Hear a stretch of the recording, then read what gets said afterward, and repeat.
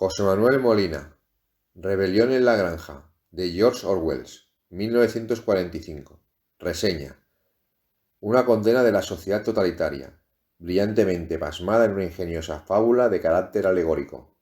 Los animales de la granja de los Jones se sublevan contra sus dueños humanos y les vencen. Pero la rebelión fracasará al surgir entre ellos rivalidades y envidias, y al aliarse algunos con los amos que derrocaron, traicionando su propia identidad y los intereses de su clase. Aunque Rebelión en la granja fue concebida como una despiadada sátira del estalinismo, el carácter universal de su mensaje hace de este libro un extraordinario análisis de la corrupción que engendra el poder, una furibunda diatriba contra el totalitarismo de cualquier especie y un lúcido examen de las manipulaciones que sufre la verdad histórica en los momentos de transformación política. José Manuel Molina, La libertad de prensa, por George Orwell. Este libro fue pensado hace bastante tiempo. Su idea central data de 1937, pero su redacción no quedó terminada hasta finales de 1943. En la época en que se escribió, era obvio que encontraría grandes dificultades para editarse. Y efectivamente, el libro fue rechazado por 4 editores. Tan solo uno de ellos lo hizo por motivos ideológicos. Otros 2 habían publicado libros antirrusos durante años, y el cuarto carecía de ideas políticas definidas. Uno de ellos estaba dedicado a lanzarlo, pero después de un primer momento de acuerdo, prefirió consultar con el Ministerio de Información, que al parecer le había visitado y hasta advertido severamente sobre su publicación. He aquí un extracto de la carta del editor en relación con la consulta hecha. Me refiero a la redacción que ha observado en un importante funcionario del Ministerio de Información con respecto a Rebelión en la granja. Tengo que confesar que su opinión me ha dado mucho que pensar. Ahora me doy cuenta de cuán peligroso puede ser el publicarlo en estos momentos, porque si la fábula estuviera dedicada a todos los dictadores y a todas las dictaduras en general, su publicación no estaría mal vista. Pero la trama sigue tan fielmente el curso histórico de la Rusia de los soviets y de sus dictadores que solo puede aplicarse a aquel país, con exclusión de cualquier otro régimen dictatorial. Y otra cosa, sería menos ofensiva si la casta dominante que aparece en la fábula no fuese la de los cerdos. Creo que la elección de estos animales puede ser ofensiva y de modo especial para quienes sean un poco susceptibles, como es el caso de los rusos.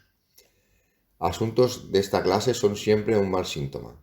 Como es obvio, nada es menos deseable que un departamento ministerial tenga facultades para censurar libros, que no estén patrocinados oficialmente. Pero el mayor peligro para la libertad de expresión y el pensamiento no proviene de la intromisión directa del Ministerio de Información o de cualquier organismo oficial. Si los editores y los directores de los periódicos se esfuerzan en eludir ciertos temas, no es por miedo a una denuncia, es porque le temen a la opinión pública. En este país, la cobardía intelectual es el peor enemigo al que han de hacer frente periodistas y escritores en general.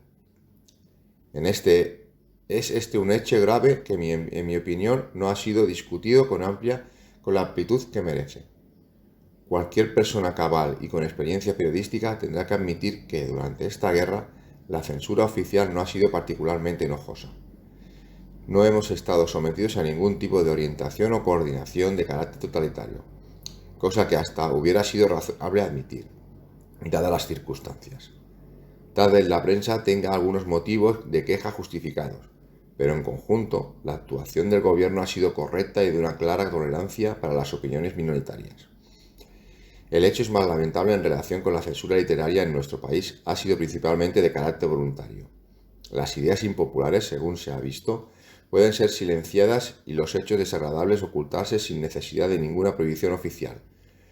Cualquiera que haya vivido largo tiempo en un país extranjero podrá contar casos de noticias sensacionalistas que ocupaban titulares y ocupaban espacios incluso excesivos para sus méritos. Pues bien, estas mismas noticias son eludidas por la prensa británica, no porque el gobierno las prohíba, sino porque existe un acuerdo general y tácito sobre ciertos hechos que deben mencionarse, que no deben mencionarse.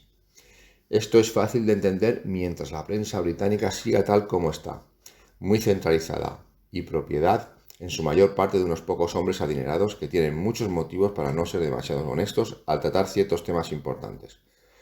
Pero esta misma clase de censura velada actúa también sobre los libros y las publicaciones en general, así como sobre el cine, el teatro y la radio. Su origen está claro. En un momento dado se crea una ortodoxia, una serie de ideas que son asumidas por las personas bienpensantes y aceptadas sin discusión alguna. No es que se prohíba concretamente decir esto o aquello, es que no está bien decir ciertas cosas. Del mismo modo que en la época victoriana no se aludía a los pantalones en presencia de la señorita, y cualquiera que ose desafiar aquella ortodoxia se encontraba silenciado con sorprendente eficacia. De ahí que casi nunca se haga caso a una opinión realmente independiente ni en la prensa popular ni en las publicaciones minoritarias e intelectuales. En este instante, la ortodoxia dominante exige una admiración hacia Rusia sin asomo de crítica. Todo el mundo está al cabo de la calle de este hecho y por consiguiente todo el mundo actúa en consonancia. Cualquier crítica sería al régimen soviético, cualquier revelación de hechos que el gobierno ruso prefiera mantener ocultos no saldrán a la luz. Y lo peor es que esta conspiración nacional para adular a nuestro aliado se produce a pesar de unos probados antecedentes de intolerancia intelectual muy arraigados entre nosotros. Y así vemos, paradójicamente, que no se permite criticar al gobierno soviético, mientras que es libre de hacerlo con el nuestro. Será raro que alguien pueda publicar un ataque contra Stalin, pero es muy socorrido atacar a Churchill, desde cualquier clase de libro o periódico. Y en 5 años de guerra, durante 2 o 3 de los cuales luchamos por nuestra propia supervivencia, se escribieron incontables libros, artículos y panfletos que abogaban, sin cortapisa alguna, por llevar a una paz de compromiso, y a todos ellos parecieron sin probar ningún tipo de crítica o censura. Mientras no se tratase de comprometer el prestigio de la Unión Soviética. En principio, la libertad de expresión ha podido mantenerse vigorosamente. Es cierto que existen otros temas proscritos. Para la actitud hacia la URSS es el síntoma más significativo y tiene unas características completamente espontáneas, libres de influencia de cualquier grupo de presión. El servilismo con el que la mayor parte de la intelligence británica se ha tragado y repetido los tópicos de la propaganda rusa desde 1941 sería sorprendente, si no fuera porque el hecho no es nuevo y ha ocurrido ya en otras ocasiones. Publicación tras publicación, sin controversia alguna, se han ido aceptando y divulgando los puntos de vista soviéticos con un desprecio absoluto hacia la verdad histórica y hacia la seriedad intelectual. Por citar solo un ejemplo, la BBC celebró el 25 aniversario de la creación del Ejército Rojo, sin citar para nada a Trotsky, lo cual fue algo así como conmemorar la batalla de Trafalgar sin hablar de Nelson. Y sin embargo, el hecho no provocó la más mínima protesta por parte de nuestros intelectuales. En las luchas de la resistencia de los países ocupados por los alemanes, la prensa inglesa toma siempre partido al lado de los grupos apoyados por Rusia, en tanto que las otras facciones eran silenciadas, con vistas a justificar esta postura. Un caso particularmente demostrativo fue el del coronel Mihaljević, líder de los chechenios yugoslavos. Los rusos tenían su propio protegido en el personal del mariscal Tito y acusaron a Mihaljević de colaborar con los alemanes. Esta acusación fue inmediatamente repetida por la prensa británica. A los partidarios de Mihaljević no se les dio oportunidad alguna para responder a estas acusaciones e incluso fueron silenciados hechos que les rebatían, impidiendo su publicación. En julio de 1943, los alemanes ofrecieron una recompensa de 100.000 coronas de oro por la captura de Tito y otra igual por la de Mihaljević. La prensa inglesa resaltó mucho lo ofrecido por Tito, mientras solo un periódico citaba la ofrecida por Mihaljević. Y entre tanto, las acusaciones por colaboracionismo eran incesantes. Hechos similares ocurrieron en España durante la Guerra Civil. También entonces los grupos republicanos a quienes los rusos habían decidido eliminar fueron acusados entre la indiferencia de nuestras prensas de izquierdas y cualquier escrito en su defensa, aunque fuera una simple carta al director, vio rechazar su publicación. En aquellos momentos no solo se consideraba reprobable cualquier tipo de crítica hacia la URSS, sino que incluso se mantenía secreta. Por ejemplo, Trotsky había escrito poco antes de morir una biografía de Stalin. Es de suponer que, si bien no era una obra totalmente imparcial, debía ser publicable y, en consecuencia, vendible. Un editor americano se había hecho cargo de la publicación y el libro estaba ya en prensa. Creo que había sido ya corregida las pruebas cuando la URSS entró en la Guerra Mundial. El libro fue inmediatamente retirado. Del asunto no se dijo ni una sola palabra en la prensa británica, aunque la misma existencia del libro y su supresión eran hechos dignos de ser noticia. Creo que es importante distinguir entre el tipo de censura que se impone voluntariamente en los intelectuales ingleses y la que proviene de los grupos de presión. Como es obvio, existen ciertos temas que no deben ponerse en tela de juicio a causa de los intereses creados que los rodean. Un caso bien conocido es el tocante a los médicos sin escrúpulos. También la Iglesia Católica tiene considerable influencia en la prensa, una influencia capaz de silenciar muchas críticas. Un escándalo en el que se vea mezclado un sacerdote católico es algo a lo que nunca se dará publicidad, mientras que si el mismo caso ocurre con un anglicano, es muy probable que se publique en primera página, como ocurrió con el caso del rector Steinfeld. Asimismo, es muy raro que un espectáculo de tendencia anticatólica aparezca en nuestros escenarios o en nuestras pantallas. Cualquier actor puede atestiguar que una obra de teatro o una película que se burle de la Iglesia Católica se exponen a ser boicoteados desde los periódicos y condenados al fracaso. Pero esta clase de hechos son comprensibles y además inofensivos. Toda gran organización cuida de sus intereses lo mejor que puede. Y si ello se hace a través de una propaganda descubierta, nada hay que objetar. Uno no debe esperar que el Daily Worker publique algo desfavorable para la URSS, ni que el Catholic Herald hable mal del Papa. Esto no puede extrañar a nadie. Por lo que sí es inquietante es que, donde quiera que influya la URSS con sus especiales maneras de actuar, sea imposible esperar cualquier forma de crítica inteligente ni honesta por parte de escritores de signo liberal inmunes a todo tipo de presión directa que pudieran hacerles falsear su opinión. Stalin es sacrosanto y muchos aspectos de su política están por encima de toda discusión. Es una parte que ha sido mantenida casi universalmente desde 1941, pero que estaba orquestada hasta el punto que en su origen parecía remontarse a 10 años antes. En todo aquel tiempo, las críticas hacia el régimen soviético ejercidas desde la izquierda tenían muy escasa audiencia.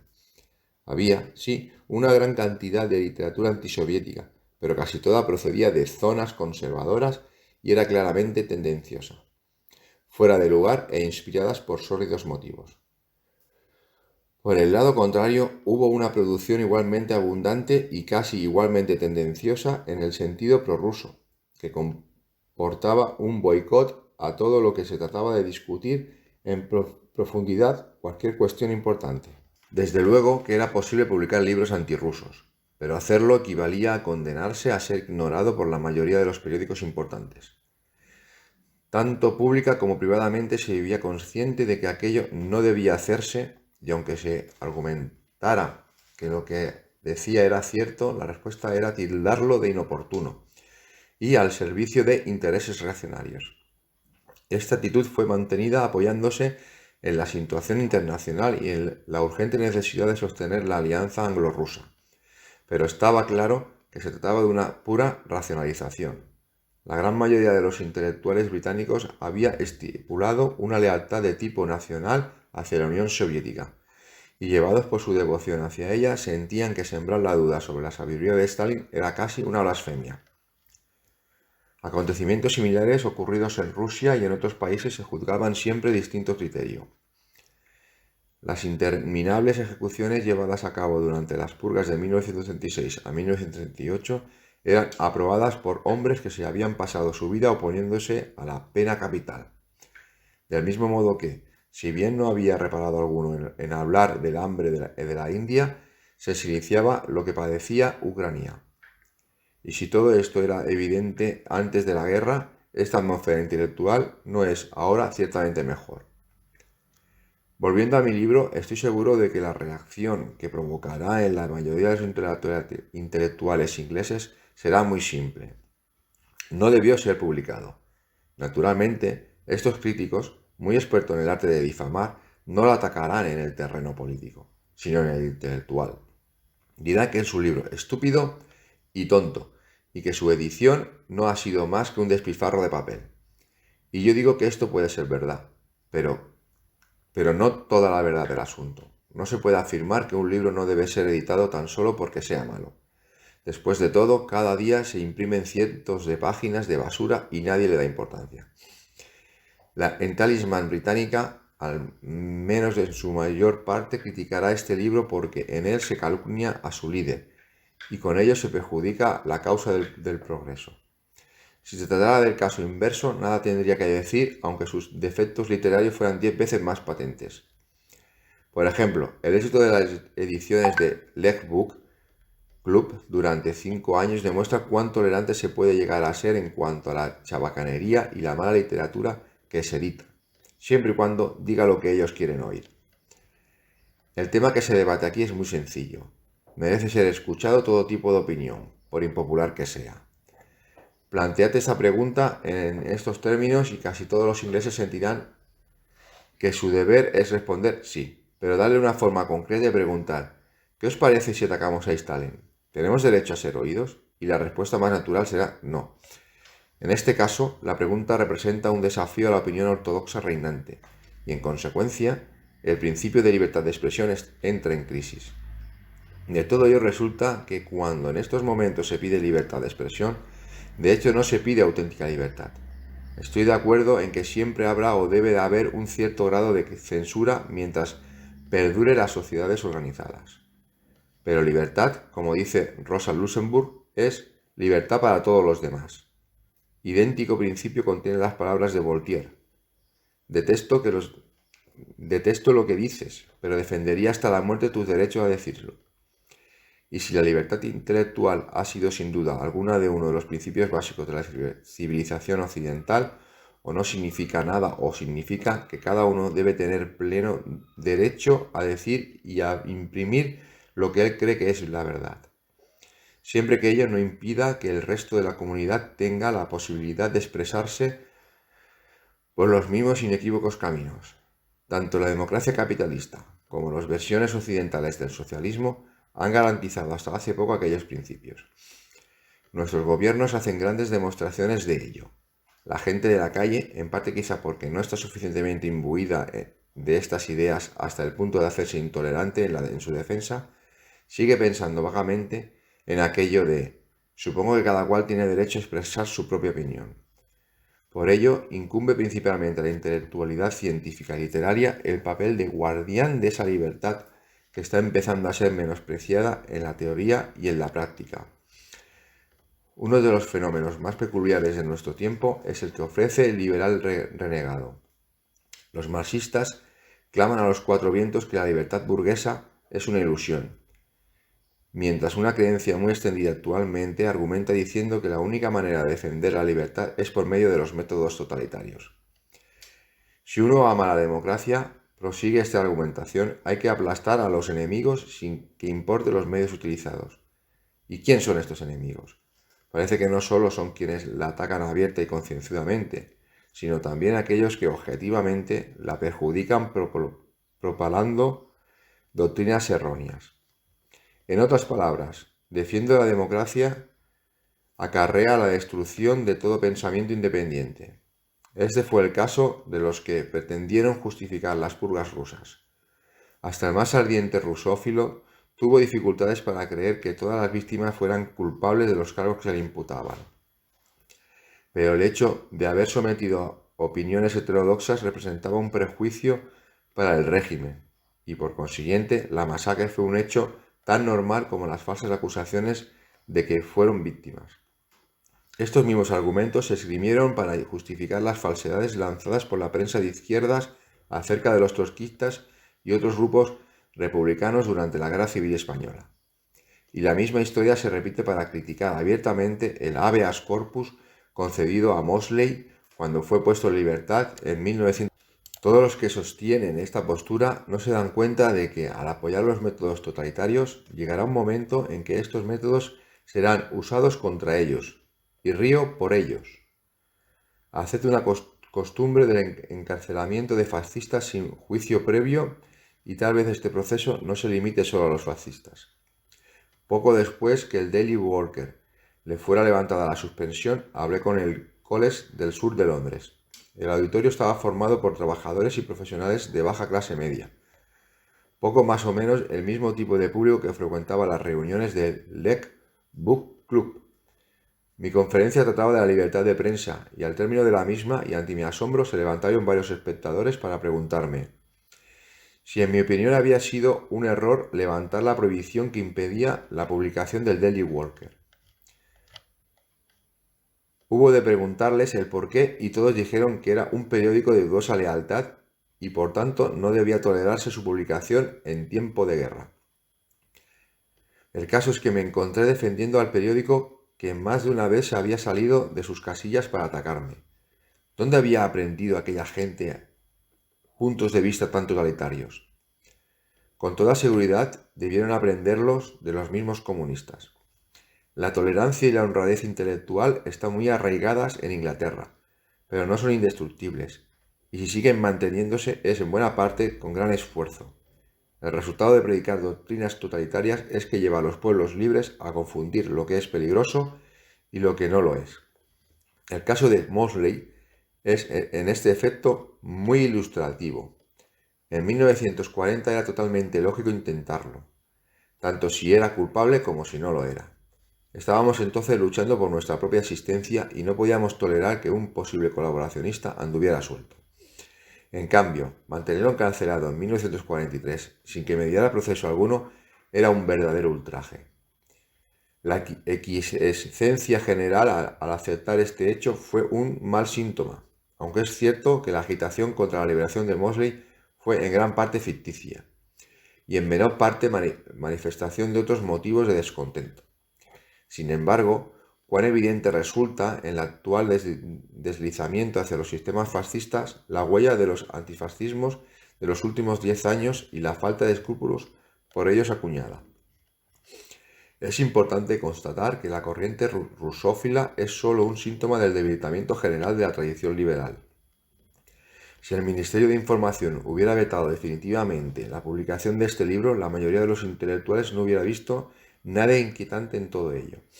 La lealtad exenta de toda crítica hacia la URSS pasa a convertirse en ortodoxia, y dondequiera que estén en juego los intereses soviéticos, están dispuestos no solo a tolerar la censura, sino a falsificar deliberadamente la historia.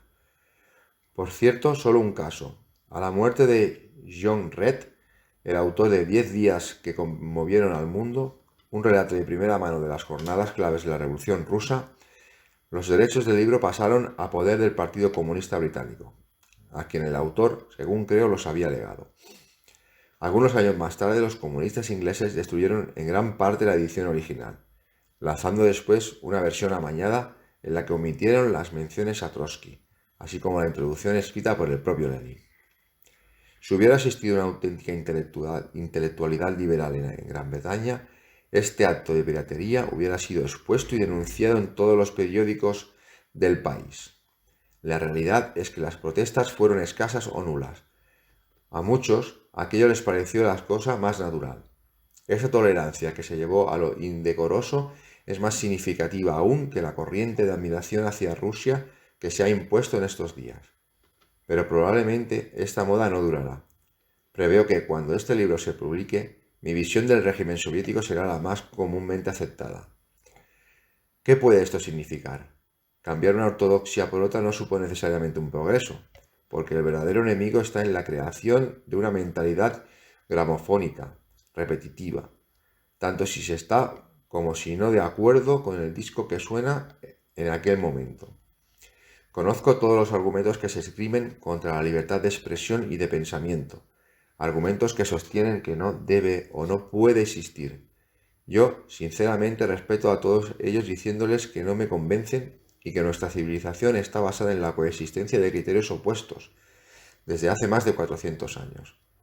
Durante una década he creído que el régimen existente en Rusia era una cosa perversa y he reivindicado mi derecho a decirlo, a pesar de que seamos aliados de los rusos en una guerra que deseo ver ganada.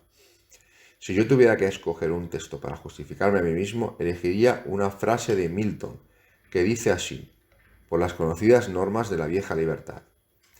La palabra vieja subraya el hecho de que la libertad intelectual es una tradición profundamente arraigada, sin la cual nuestra cultura occidental dudosamente podría existir. Muchos intelectuales han dado la espalda a esta tradición, aceptando el principio de que una obra deberá ser publicada o prohibida, loada o condenada, no por sus méritos, sino según su oportunidad ideológica o política.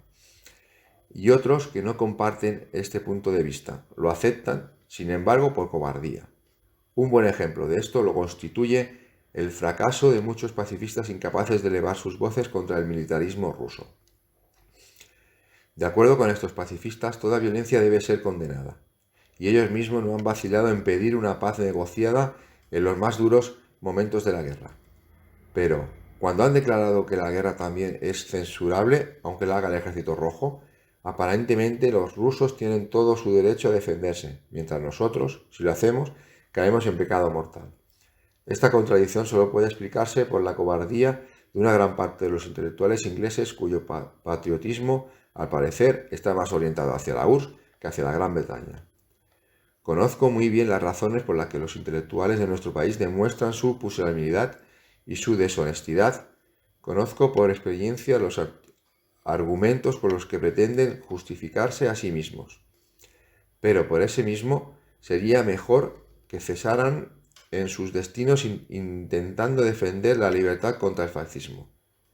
Si la libertad significa algo, es el derecho de decirles a los demás lo que no quieren oír. La gente sigue vagamente adscrita a esta doctrina y actúa según ella le dicta. En la actualidad, en nuestro país, y no ha sido así en otros, como en la República de Francia o en los Estados Unidos de hoy, los liberales le tienen miedo a la libertad y a los intelectuales. No vacilan en mancillar la inteligencia. Es para llamar la atención sobre estos hechos por los que me he escrito este.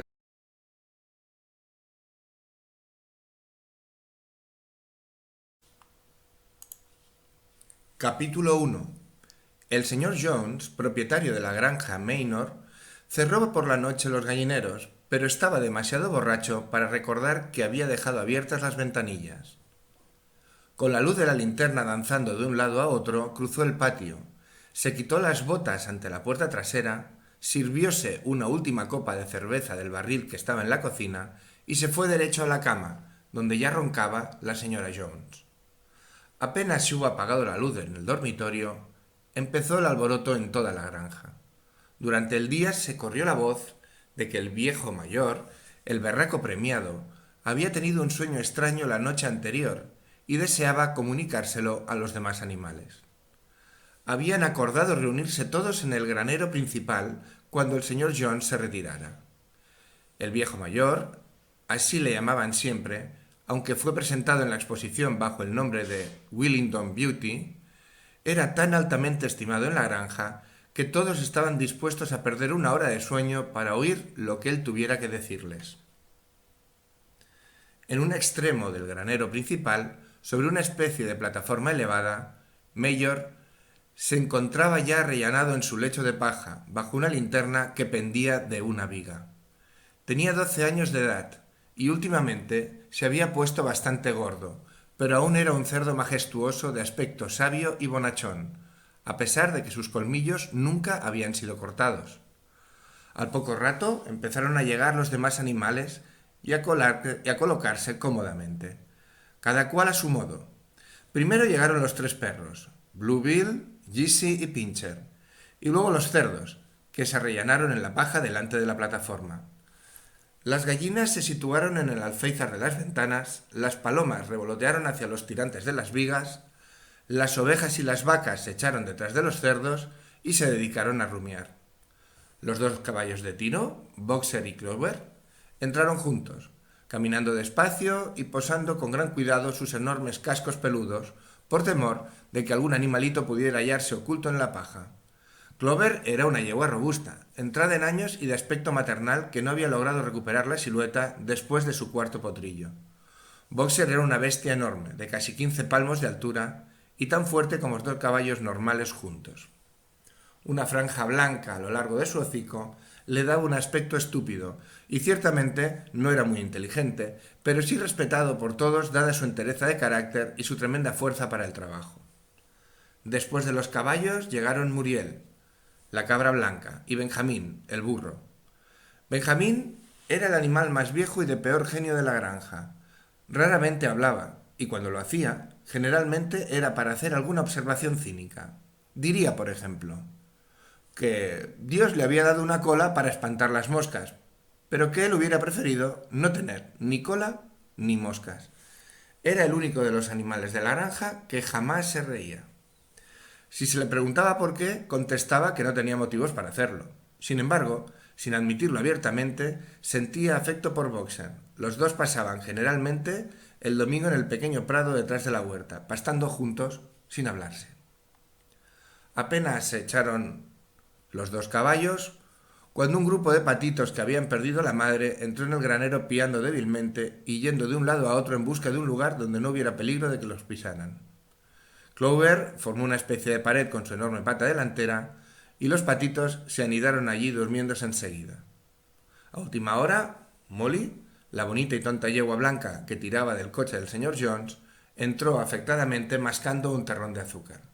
Se colocó delante, coqueteando con sus blancas crines a fin de atraer la atención hacia los lazos rojos con que había sido trenzada. La última en aparecer fue la gata, que buscó, como de costumbre, el lugar más cálido, acomodándose finalmente entre Boxer y Clover. Allí ronroneó a gusto durante el desarrollo del discurso de Mayor, sin oír ni una palabra de lo que éste decía. Ya estaban presentes todos los animales, excepto Moses, el cuervo amaestrado, que dormía sobre una percha detrás de la puerta trasera. Cuando Mayor vio que estaban todos acomodados y esperaban con atención, aclaró su voz y comenzó. Camaradas, os habéis enterado ya del extraño sueño que tuve anoche, pero de eso hablaré luego. Primero tengo que decir otra cosa. Yo no creo, camaradas, que esté muchos meses más con vosotros, y antes de morir estimo mi deber transmitiros la sabiduría que he adquirido. He vivido muchos años. Dispuse de bastante tiempo para meditar mientras he estado a solas en mi pocilga, y creo poder afirmar que entiendo el sentido de la vida en este mundo, tan bien como cualquier otro animal viviente. Es respecto a esto de lo que deseo hablaros. Veamos, camaradas, ¿cuál es la realidad de esta vida nuestra? Encarémonos con ella. Nuestras vidas son tristes, fatigosas y cortas. Nacemos, nos suministran la comida necesaria para mantenernos, y a aquellos de nosotros capaces de trabajar nos obligan a hacerlo hasta el último átomo de nuestras fuerzas. Y en el preciso instante en que ya nos servimos, nos matan con una crueldad espantosa.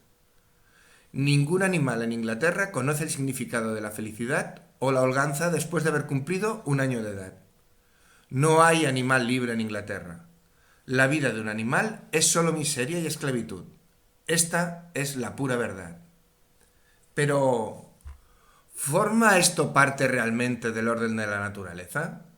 ¿Es acaso porque esta tierra nuestra es tan pobre que no puede proporcionar una vida decorosa a todos sus habitantes? No, camaradas, 1000 veces no. El suelo de Inglaterra es fértil, su clima es bueno, es capaz de dar comida en abundancia a una cantidad mucho mayor de animales de la que actualmente lo habita.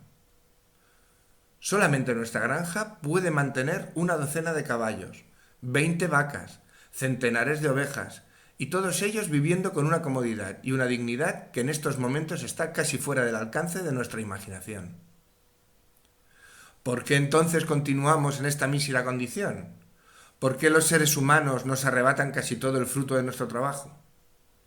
Ahí está, camaradas, la respuesta a todos nuestros problemas. Todo está explicado en una sola palabra. El hombre. El hombre es el único enemigo real que tenemos. Haced desaparecer al hombre de la escena y la causa motivadora de nuestra hambre y exceso de trabajo será abolida para siempre. El hombre es el único ser que consume sin producir. No da leche, no pone huevos, es demasiado débil para tirar del arado y su velocidad ni siquiera le permite atrapar conejos. Sin embargo, es dueño y señor de todos los animales. Los hace trabajar, les da el mínimo necesario para mantenerlos, y lo demás se lo guarda para él. Nuestro trabajo labora la tierra, nuestro estiércol la abona, y sin embargo, no existe uno de nosotros que posea algo más que su pellejo. ¿Vosotras, vacas, que estáis aquí? ¿Cuántos miles de litros de leche habéis dado este último año? ¿Y qué se ha hecho con esa leche que debía servir para criar terneros robustos? Hasta la última gota ha ido a parar al paladar de nuestros enemigos. Y vosotras, gallinas, ¿cuántos huevos habéis puesto este año y cuántos pollitos han salido de esos huevos? Todo lo demás ha ido a parar al mercado para producir dinero para Jones y su gente. ¿Y tú, Clover? ¿Dónde están esos 4 potrillos que has tenido que deberían ser sostén y alegría de tu vejez? Todos fueron vendidos al año. No los volverás a ver jamás. Como recompensa por tus 4 criaturas y todo tu trabajo en el campo, ¿qué has tenido, exceptuando tus escuálidas raciones y un pesebre? Ni siquiera nos permiten alcanzar el término natural de nuestras míseras vidas. Por mí no me quejo, porque he sido uno de los afortunados. Tengo 12 años y he tenido más de 400 criaturas. Tal es el destino natural de un cerdo, pero al final ningún animal se libra del cruel cuchillo. ¿Vosotros? Jóvenes cerdos que estáis sentados frente a mí, cada uno de vosotros va a gemir por su vida dentro de un año. A ese horror llegaremos todos, vacas, cerdos, gallinas, ovejas, todos. Ni siquiera los caballos y los perros tienen mejor destino. Tú, boxer, el mismo día que tus grandes músculos pierdan su fuerza, Jones te venderá al descuartizador, quien te cortará el pescuezo y te cocerá para los perros de caza. En cuanto a los perros, cuando están viejos y sin dientes, Jones les ata un ladrillo al pescuezo y los ahoga en el estanque más cercano. ¿No resulta entonces de una claridad meridiana, camaradas, que todos los males de nuestra vida provienen de la tiranía de los seres humanos? Eliminad tan solo al hombre y el producto de nuestro trabajo nos pertenecerá. Casi de la noche a la mañana nos volveríamos ricos y libres. Entonces, ¿qué es lo que debemos hacer? Trabajar noche y día, con cuerpo y alma, para derrocar a la raza humana. Ese es mi mensaje, camaradas. Rebelión. Yo no sé cuándo vendrá esa rebelión. Quizá dentro de una semana o dentro de 100 años. Pero sí sé, tan seguro como que veo esta paja bajo mis patas, que tarde o temprano se hará justicia. Fijad la vista en eso, camaradas. Durante los pocos años que os quedan de vida, y sobre todo, transmitid mi mensaje a los que vengan después, para que las futuras generaciones puedan proseguir la lucha hasta alcanzar la victoria. Y recordad, camaradas, vuestra voluntad jamás deberá vacilar. Ningún argumento os debe desviar. Nunca hagáis caso cuando os digan que el hombre y los animales tienen intereses comunes, que la prosperidad de uno es también la de otros. Son mentiras. El hombre no sirve a los intereses de ningún ser exceptuando los suyos propios. Y entre nosotros los animales, que haya perfecta unidad, perfecta camaradería en la lucha. Todos los hombres son enemigos, todos los animales son camaradas. En ese momento se produjo una tremenda conmoción. Mientras Mayor estaba hablando, 4 grandes ratas habían salido de sus escondrijos y se habían sentado sobre sus puertos traseros escuchándolos. Los perros las divisaron repentinamente y solo merced a una acelerada carrera hasta sus reductos lograron las ratas salvar las vidas. Mayor levantó su pata para imponer silencio. Camaradas, dijo, aquí hay un punto que debe ser aclarado. Los animales salvajes, como los ratones y los conejos, ¿son nuestros amigos o nuestros enemigos? Pongámoslo a votación.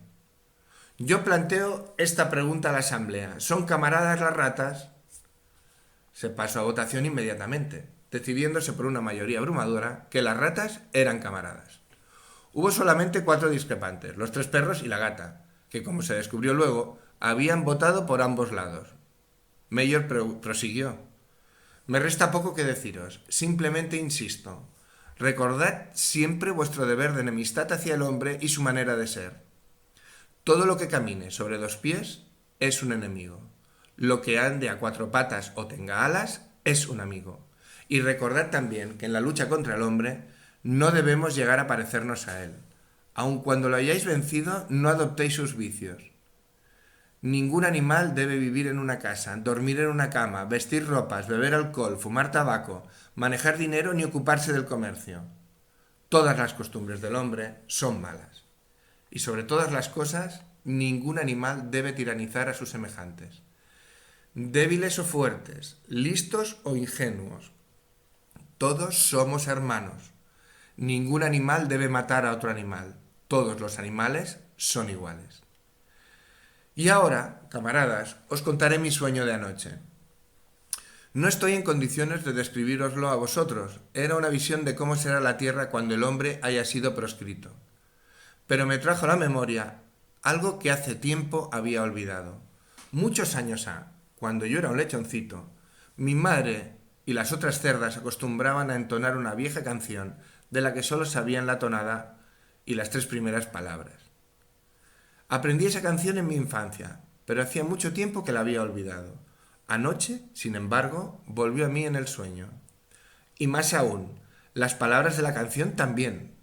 Palabras que, tengo la certeza, fueron cantadas por animales de épocas lejanas y luego olvidadas durante muchas generaciones. Os cantaré esa canción ahora, camaradas. Soy viejo y mi voz es ronca, pero cuando os haya enseñado la tonada, podréis cantarla mejor que yo. Se llama Bestias de Inglaterra. El viejo Mayor carraspeó y comenzó a cantar.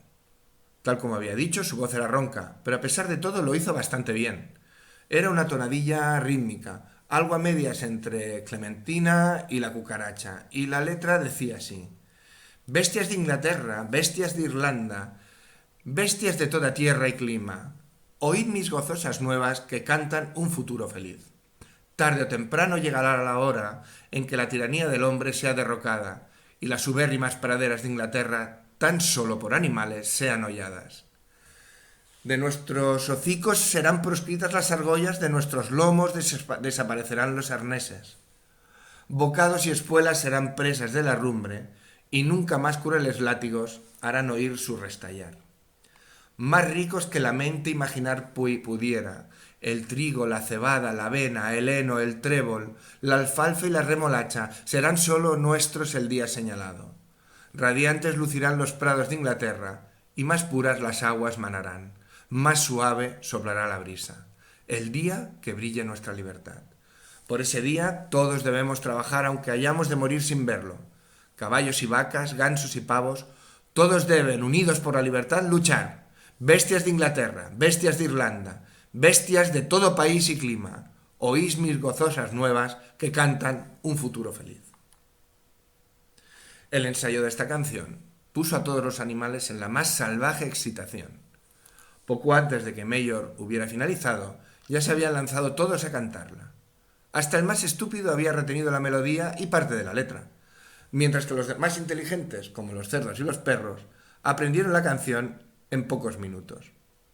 Poco más tarde, con ayuda de varios ensayos previos, toda la granja rompió a cantar Bestias de Inglaterra, al unísono. Las vacas la mugieron, los perros la aullaron, las ovejas la balaron, los caballos la relincharon, los patos la graznaron. Estaban tan contentos con la canción que la repitieron 5 veces seguidas y habrían continuado así toda la noche de no haber sido interrumpidos. Desgraciadamente, el alboroto armado despertó al señor Jones, que saltó de la cama creyendo que había un zorro merodeando en los corrales. Tomó la escopeta, que estaba permanentemente en un rincón del dormitorio, y disparó un tiro en la oscuridad. Los perdigones se incrustaron en la pared del granero y la sesión se levantó precipitadamente. Cada cual huyó hacia su lugar de dormir. Las aves saltaron a sus palos, los animales se acostaron en la paja y en un instante toda la granja estaba durmiendo.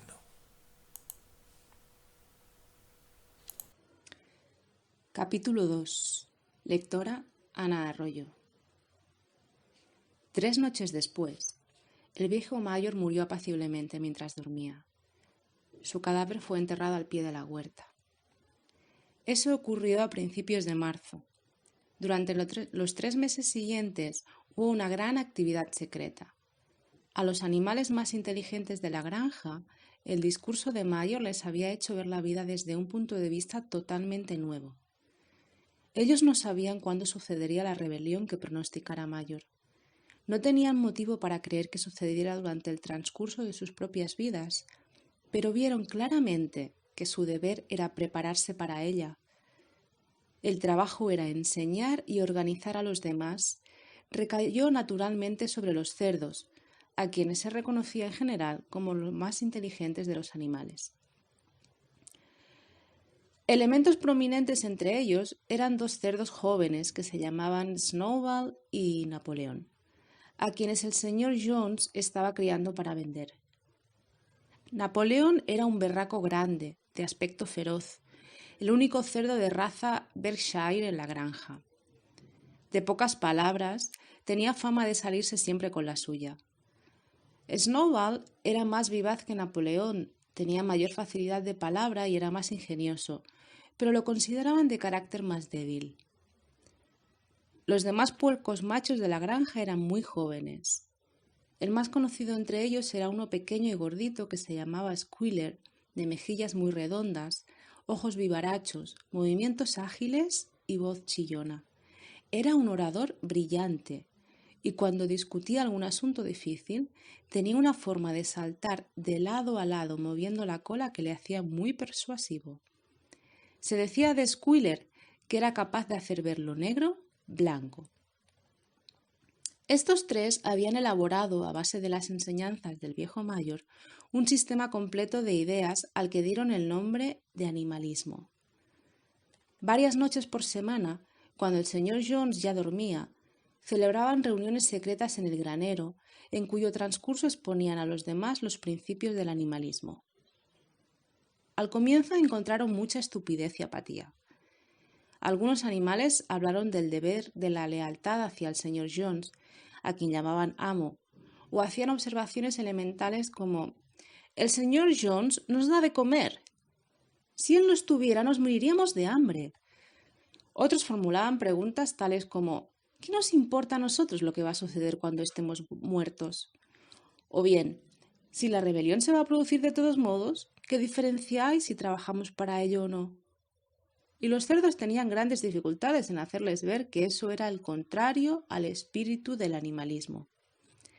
Las preguntas más estúpidas fueron hechas por Molly, una yegua blanca. La primera que dirigió a Snowball fue la siguiente: «¿Habrá azúcar después de la rebelión?» «No», respondió Snowball firmemente. «No tenemos medios para fabricar azúcar en esta granja. Además, tú no precisas azúcar. Tendrás toda la avena y el heno que necesites». «¿Y se me permitirá seguir usando cintas en la crin?», insistió Molly. «Camarada», dijo Snowball, «esas cintas que tanto te gustan son el símbolo de la esclavitud. ¿No entiendes que la libertad vale más que esas cintas?». Molly asintió, pero daba la impresión de que no estaba muy convencida. Los cerdos tuvieron una lucha aún mayor para contrarrestar las mentiras que difundía Moses, el cuervo amaestrado. Moses, que era el favorito del señor Jones, era espía y chismoso, pero también un orador muy hábil. Pretendía conocer la existencia de un país misterioso llamado Monte Azúcar, al que iban los animales cuando morían. Estaba situado en algún lugar del cielo, un poco más allá de las nubes, decía Moses. Allí era domingo 7 veces por semana. El trébol estaba en estación todo el año y los terrones de azúcar y las tortas de linaza crecían en los cercados. Los animales odiaban a Moses porque era chismoso y no hacía ningún trabajo, pero algunos creían lo de Monte Azúcar y los cerdos tenían que argumentar mucho para persuadirlos de la inexistencia de tal lugar. Los discípulos más leales eran los caballos de tiro Boxer y Clover. Ambos tenían gran dificultad en formar su propio juicio, pero desde que aceptaron a los cerdos como maestros, asimilaban todo lo que se les decía y lo transmitían a los demás animales mediante argumentos sencillos. Nunca faltaban a las citas secretas en el granero y encabezaban el canto de bestias de Inglaterra, con el que siempre se daba fin a las reuniones. El hecho fue que la rebelión se llevó a cabo mucho antes y más fácilmente de lo que ellos esperaban. En años anteriores, el señor Jones, a pesar de ser un amo duro, había sido un agricultor capaz, pero últimamente contrajo algunos vicios. Se había desanimado mucho después de perder bastante dinero en un pleito y comenzó a beber más de la cuenta.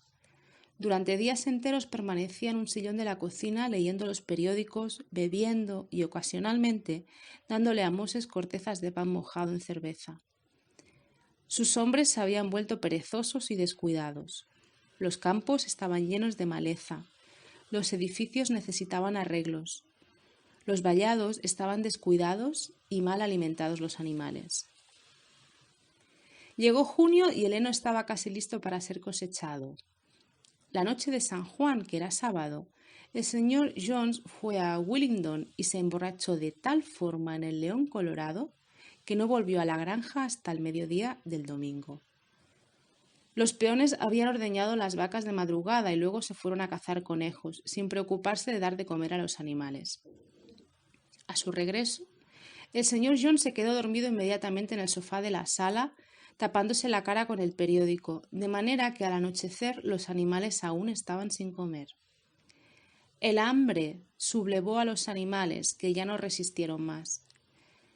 Una de las vacas rompió de una cornada la puerta del depósito de forrajes y los animales empezaron a servirse solos de los depósitos. En ese momento se despertó el señor Jones. De inmediato, él y sus 4 peones se hicieron presentes con látigos, azotando a diestro y siniestro. Esto superaba lo que los hambrientos animales podían soportar. Unánimemente, aunque nada había sido planeado con anticipación, se abalanzaron sobre sus torturadores. Repentinamente, Jones y sus peones se encontraron recibiendo empellones y patadas desde todos los lados. Estaban perdiendo el dominio de la situación porque jamás habían visto a los animales portarse de esa manera. Aquella inopinada insurrección de bestias a las que estaban acostumbrados a golpear y maltratar a su antojo los aterrorizó hasta casi hacerles perder la cabeza. Al poco abandonaron su conato de defensa y escaparon. Un minuto después, los 5 corrían a toda velocidad por el sendero que conducía al camino principal, con los animales persiguiéndoles triunfalmente. La señora Jones miró por la ventana del dormitorio, vio lo que sucedía, metió rápidamente algunas cosas en su bolso y se escabulló de la granja por otro camino. Moses saltó de su percha y aleteó tras ella, graznando sonoramente. Mientras tanto, los animales habían perseguido a Jones y sus peones hacia la carretera y apenas salieron, cerraron el portón tras ellos estrepitosamente. Y así, casi sin darse cuenta de lo ocurrido, la rebelión se había llevado a cabo triunfalmente. Jones fue expulsado y la granja Manor era de ellos. Durante los primeros minutos los animales apenas si daban crédito a su triunfo. Su primera acción fue correr todos juntos alrededor de los límites de la granja, como para cerciorarse de que ningún ser humano se escondía en ella. Luego volvieron al galope hacia los edificios para borrar los últimos vestigios del ominoso reinado de Jones. Irrumpieron en el guardarnés, que se hallaba en un extremo del establo. Los bocados, las argollas, las cadenas de los perros, los crueles cuchillos con los que el señor Jones acostumbraba a castrar a los cerdos y corderos, todos fueron arrojados al aljibe. Las riendas, las cabezadas, las anteojeras, los degradantes morrales fueron tirados al fuego en el patio, donde en ese momento se estaba quemando la basura. Igual destino tuvieron los látigos. Todos los animales saltaron de alegría cuando vieron arder los látigos. Snowball también tiró al fuego las cintas que generalmente adornaban las colas y crines de los caballos en los días de feria. Las cintas, dijo, deben considerarse como indumentaria, que es el distintivo de un ser humano. Todos los animales deben ir desnudos. Cuando Boxer oyó esto, tomó el sombrerito de paja que usaba en verano para impedir que las moscas le entraran en las orejas y lo tiró al fuego con lo demás. En muy poco tiempo los animales habían destruido todo lo que podía hacerles recordar el dominio del señor Jones. Entonces Napoleón los llevó nuevamente al depósito de forrajes y sirvió una doble ración de maíz a cada uno, con 2 bizcochos para cada perro. Luego cantaron Bestias de Inglaterra, de cabo a rabo, 7 veces seguidas, y después de eso se acomodaron para pasar la noche y durmieron como nunca lo habían hecho anteriormente. Pero se despertaron al amanecer, como de costumbre, y acordándose repentinamente del glorioso acontecimiento, se fueron todos juntos a la pradera. A poca distancia de allí había una loma desde donde se dominaba casi toda la granja. Los animales se dieron prisa en llegar a la cumbre y miraron en su torno, a la clara luz de la mañana. Sí, era de ellos. Todo lo que podían ver era suyo. Poseídos por este pensamiento, brincaban por doquier, se lanzaban al aire dando grandes saltos de alegría, se revolcaban en el rocío, mordían la dulce hierba del verano, coceaban levantando terrones de tierra negra y aspiraban su fuerte aroma. Luego hicieron un recorrido de inspección por toda la granja y miraron con muda admiración la tierra labrantía, el campo de heno, la huerta, el estanque, el soto. Era como si nunca hubieran visto aquellas cosas anteriormente y apenas podían creer que todo era de ellos. Volvieron después a los edificios de la granja y, vacilantes, se detuvieron en silencio ante la puerta de la casa. También era suya, pero tenían miedo de entrar. Un momento después, sin embargo, Snowball y Napoleón empujaron la puerta con el hombro y los animales entraron en fila india, caminando con el mayor cuidado por miedo a estropear algo. Fueron de puntillas de una habitación a la otra, temerosos de alzar la voz, contemplando con una especie de temor reverente el increíble lujo que allí había. Las camas con sus colchones de plumas, los espejos, el sofá de pelo de crin, la alfombra de Bruselas, la litografía de la reina Victoria que estaba colgada encima del hogar de la sala. Estaban bajando la escalera cuando se dieron cuenta de que faltaba Molly. Al volver sobre sus pasos, descubrieron que la yegua se había quedado en el mejor dormitorio. Había tomado un trozo de cinta azul de la mesa del tocador de la señora Jones y, apoyándola sobre el hombro, se estaba admirando en el espejo como una tonta. Los otros se lo reprocharon ásperamente y salieron. Sacaron unos jamones que estaban colgados en la cocina y les dieron sepultura. El barril de cerveza fue destrozada mediante una coz de boxer y no se tocó nada más de la casa. Allí mismo se resolvió por unanimidad que la vivienda sería conservada como museo. Estaban todos de acuerdo en que jamás debería vivir allí ningún animal.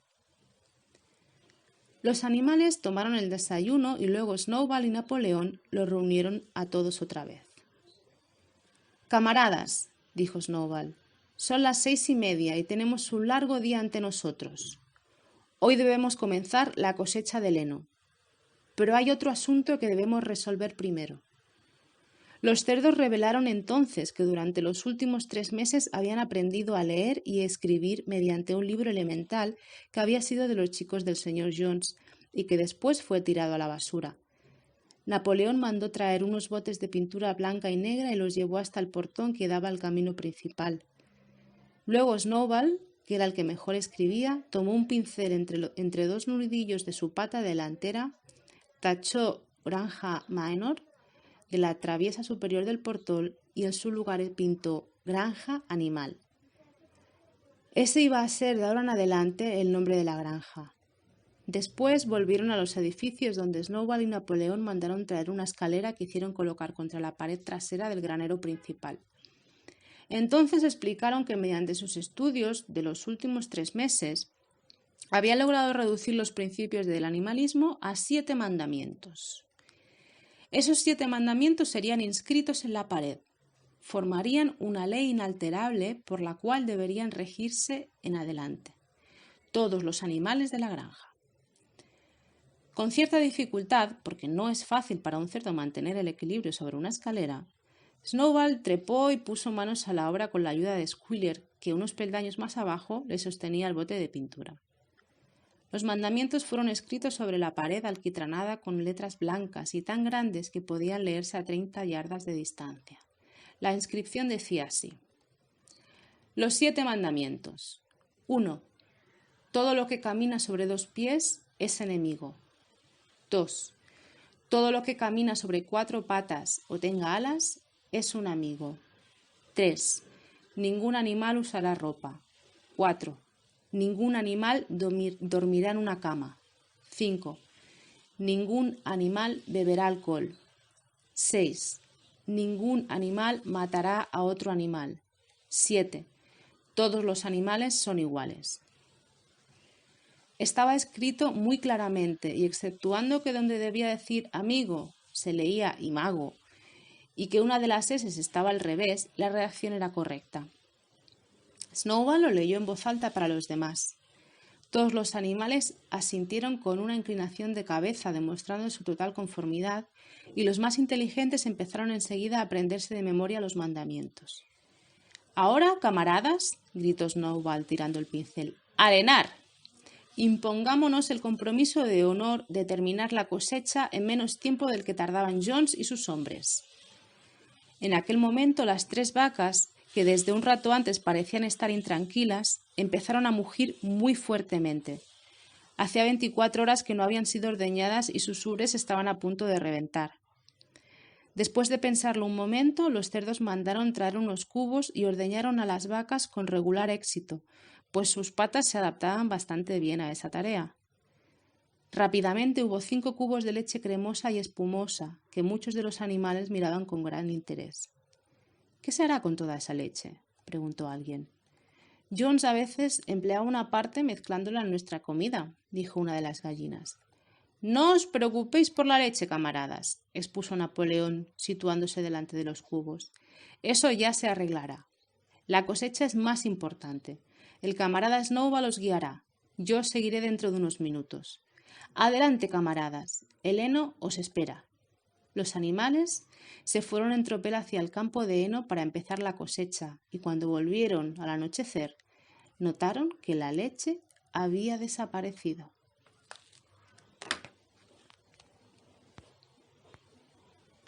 José Luis García Romero, capítulo 3. Cuando trabajaron y sudaron para entrar el heno, por sus esfuerzos fueron recompensados, pues la cosecha resultó incluso mejor de lo que esperaban.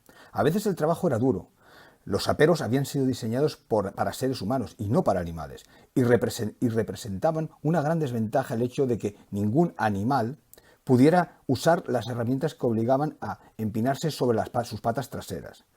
Pero los cerdos eran tan listos que encontraban solución a cada problema. En cuanto a los caballos, conocían cada palmo del terreno y en realidad entendían el trabajo de segar, rastrillar, mejor que Jones y sus hombres. Los cerdos en verdad no trabajaban, pero dirigían y supervisaban a los demás. A causa de sus conocimientos superiores, era natural que ellos asumieran el mando. Boxer y Clover enganchaban los atalajes a la segadora y a la rastrilladora. En aquellos días, naturalmente, no hacía falta frenos o riendas. Y marchaban resueltamente en el campo con un cerdo caminando detrás y diciéndoles «Arre, camarada» y «Atrás, camarada», según el caso. A todos los animales, incluso los más humildes, laboraron para aventar el heno y amontonarlo. Hasta los patos y las gallinas trabajaban yendo de un lado para otro, todo el día a pleno sol, transportando manojitos de heno en sus picos. Al final terminaron la cosecha invirtiendo 2 días menos de lo que generalmente tardaba Jones y sus peones. Además, era la cosecha más grande que se había visto en la granja. No hubo desperdicio alguno. Las gallinas y los patos, con su vista penetrante, habían levantado hasta el último brote, y ningún animal de la estancia había robado ni tan siquiera un bocado. Durante todo el verano, el trabajo en la granja anduvo como sobre ruedas. Los animales eran felices. Jamás habían imaginado que podrían serlo. Cada bocado de comida resultaba un exquisito manjar, ya que era realmente su propia comida, producida por ellos y para ellos, y no repartida en pequeñas porciones y de mala gana por algún amo gruñón. Como ya no estaban tan inútiles y parasitarios seres humanos, había más comida para todos, se tenían más horas libres también, y a pesar de la inexperiencia de los animales, claro está que se encontraron con muchas dificultades. Por ejemplo, cuando cosecharon el maíz, tuvieron que pisarlo al estilo antiguo y eliminar los desperdicios soplando, pues la granja no tenía desgranadora. Pero los cerdos, con su inteligencia, y Boxer, con sus poderosos músculos, los sacaban siempre de apuros. Todos animaban a Boxer. Había sido un gran trabajador, aun en el tiempo de Jones, pero ahora más bien semejaba 3 caballos que uno. En determinados días parecía que todo el trabajo descansaba sobre sus forzudos hombros. Tiraba y arrastraba de la mañana a la noche, y siempre donde el trabajo era más arduo. Había acordado con un gallo que con lo despertara media hora antes que a los demás, y y efectuaba algún trabajo voluntario donde hacía más falta, antes de empezar la tarea normal de todos los días. Su respuesta para cada problema, para cada contratiempo, era: trabajaré más fuerte. Era como un estribillo personal. Pero cada uno actuaba conforme a su capacidad. Las gallinas y los patos, por ejemplo, recuperaron 5 fanegas de maíz durante la cosecha, recogiendo los granos perdidos. Nadie robó, nadie se quejó de su ración. Las discusiones, peleas y envidias que eran componente natural de la vida cotidiana en los días de antaño habían desaparecido casi por completo. Nadie eludía el trabajo, o casi nadie. Molly en verdad era muy inteligente para levantarse por la mañana y tenía la costumbre de dejar el trabajo temprano, alegando que se había introducido una piedra en el casco. Y el comportamiento de la gata era algo raro. Pronto se notó que cuando había trabajo no se la encontraba. Desaparecía durante horas enteras y luego se presentaba a la hora de la comida y al anochecer, cuando cesaba el trabajo, como si no hubiera ocurrido nada. Pero siempre presentaba tan excelentes excusas y ronroneaba tan afablemente que era imposible dudar de sus buenas intenciones. El viejo Benjamín, el burro, parecía haber cambiado desde la rebelión. Hacía su trabajo con la misma obstinación y lentitud que antes, nunca eludiéndolo y nunca ofreciéndose tampoco para cualquier tarea extra. No daba su opinión sobre la rebelión y sus resultados. Cuando se le preguntaba si era más feliz ahora que ya no estaba el señor Jones, se limitaba a contestar: los burros viven mucho tiempo, ninguno de ustedes ha visto un burro muerto, y los demás debían conformarse con su misteriosa respuesta. Los domingos no se trabajaba, el desayuno se tomaba 1 hora más tarde que de costumbre, y después tenía lugar una ceremonia que se cumplía todas las semanas sin excepción. Primero se izaba la bandera. Snowball había encontrado en el guardanés un viejo mantel verde de la señora Jones y había pintado un blanco sobre su superficie, un asta y una pezuña. En esta enseña era izada en el mástil del jardín todos los domingos por la mañana. La bandera era verde, explicó Snowball, para representar los campos verdes de Inglaterra, mientras que el asta y la pezuña significaban la futura república de los animales, que surgiría cuando finalmente lograran derrocar a la raza humana. Después de izar la bandera, todos los animales se dirigían en tropel al granero principal, donde tenía lugar una asamblea general, a la que se conocía como la reunión. Allí se planteaba el trabajo de la semana siguiente y se suscitaban y debatían las decisiones a adoptar. Los cerdos eran los que siempre proponían las soluciones o resoluciones. Los otros animales entendían cómo debían votar, pero nunca se les ocurría ideas propias. Snowball y Napoleón eran sin duda los más activos en los debates, pero se notó que ellos dos nunca estaban de acuerdo. Ante cualquier sugerencia que hacía el uno, podía descontarse que el otro estaría en contra. Hasta cuando se decidió reservar el pequeño campo de detrás de la huerta como hogar de descanso para los animales que ya no estaban en condiciones de trabajar, hubo un tormentoso debate en referencia a la edad de retiro correspondiente a cada clase de animal. La reunión siempre terminaba con la canción Bestias de Inglaterra y la tarde se dedicaba al ocio. Los cerdos hicieron el guardarnes en su cuartel general. Todas las noches estudiaban herrería, carpintería y otros oficios necesarios en los libros que habían traído de la casa. Snowball también se ocupó de organizar a los otros, a los que denominaba comités de animales. Para esto era incansable. Formó un comité de producción de huevos para las gallinas, la Liga de las Colas Limpias para las vacas, el Comité de Reeducación de los Camaradas Salvajes, cuyo objetivo era domesticar las ratas y los conejos, el Movimiento Prolana, Más Blanca para las ovejas y otros muchos, además de organizar clases de lectura y escritura. En general, estos proyectos resultaron un fracaso. El ensayo de domesticar a los animales salvajes, por ejemplo, falló casi de raíz. Siguieron portándose prácticamente igual que antes y cuando eran tratados con generosidad se aprovechaban de ello. La gata se incorporó al comité para la reeducación y actuó mucho en él durante algunos días. Cierta vez la vieron sentada en la azotea charlando con algunos gorriones que estaban fuera de su alcance. Les estaba diciendo a todos los animales que todos los animales eran ya camaradas y que cualquier gorrión que quisiera podía posarse sobre su garra, pero los gorriones prefirieron abstenerse.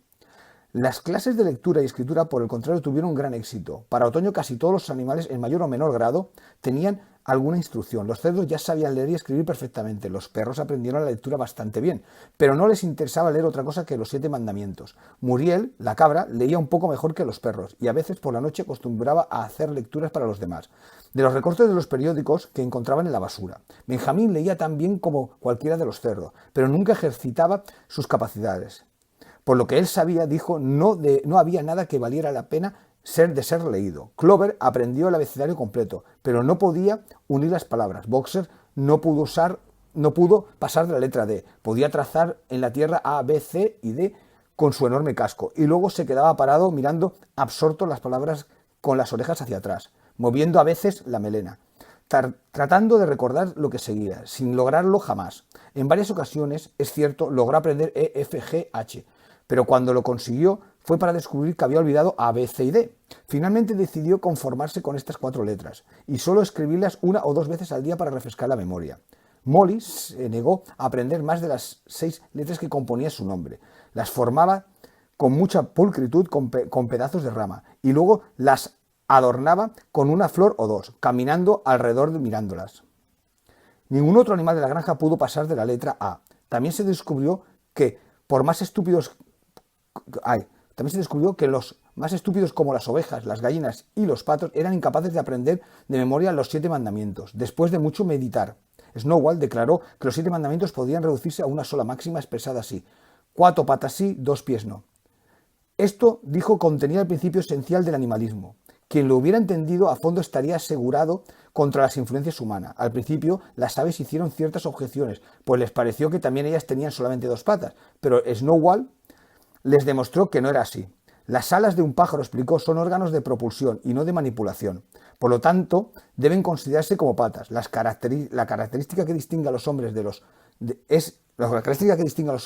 es la mano, útil con el cual comete todos sus desafueros. Las aves no acabaron de entender la extensa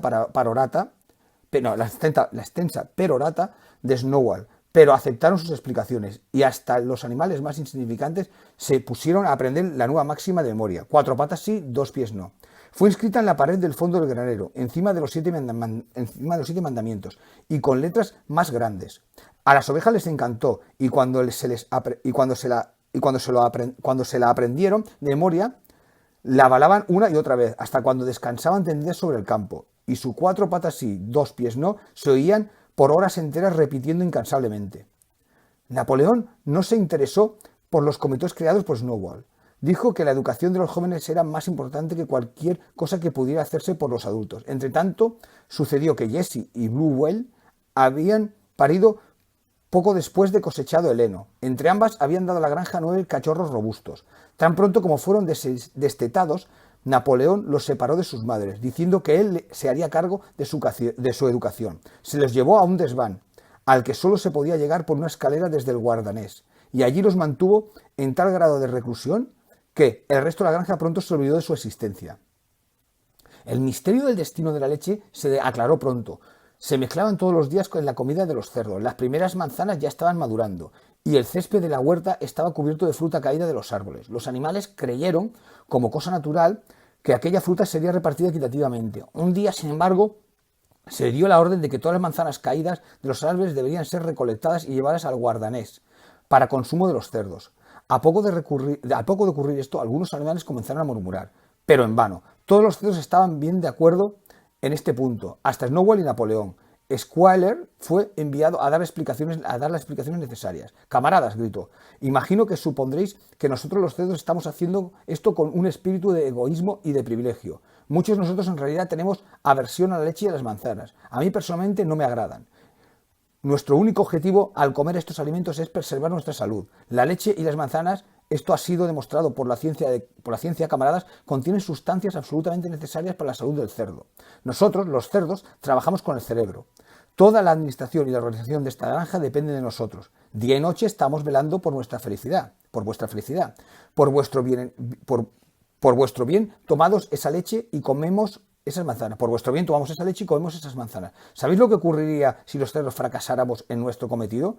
Jones volvería. Sí, Jones volvería. Seguramente, camaradas, exclamó Squawker casi suplicante, danzando de un lado al otro, moviendo la cola. Seguramente no hay nadie de vosotros que desee que vuelva Jones. Ciertamente, si había algo de lo que estaban completamente seguros los animales, era de que no querían la vuelta de Jones. Cuando se les presentaba de esta forma, no sabían qué decir. La importancia de conservar la salud de los cerdos era demasiado evidente, de manera que se decidió sin discusión alguna que la leche y las manzanas caídas de los árboles y también la cosecha principal de manzanas cuando ésta madurara debía reservarse para los cerdos en exclusiva.